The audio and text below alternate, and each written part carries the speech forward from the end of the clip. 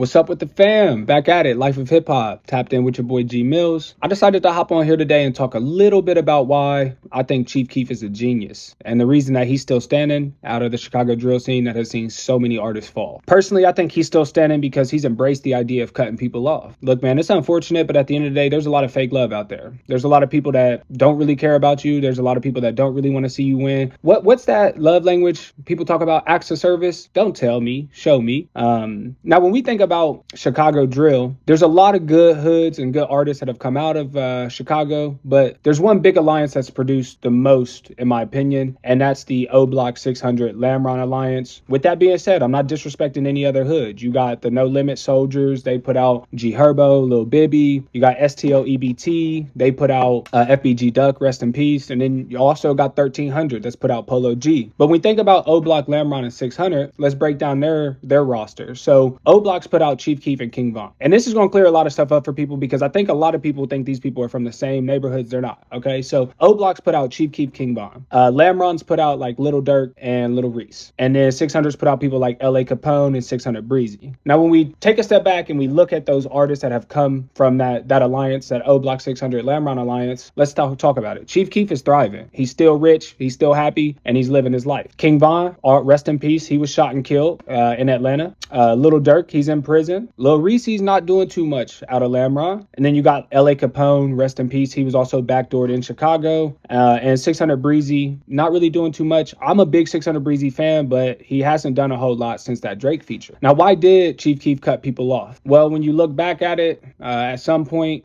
Chief Keef had blew up. He's the first one out of Chicago to really get the drill scene popping. He blew up, and O Block being O Block, there was some people that was in trouble, that was locked up. They needed bail money, and he started flexing money, but he didn't send any, and that really rubbed people the wrong way, which I could understand. But in response, some of King Von's homies like T. Roy, they ended up robbing Chief Keef, stole some guns from him, stole some things from him. So he cut all of them off, and I think there's a direct correlation between the fact that he's still thriving and doing very well, while others are locked up, dead, or in jail, right? So I don't know. Y'all tell me what you think. Do you think Chief Keef separating himself and cutting off a lot of his O Block homies have led to the fact that he's still doing what he's doing, or am I tripping? Life of Hip Hop.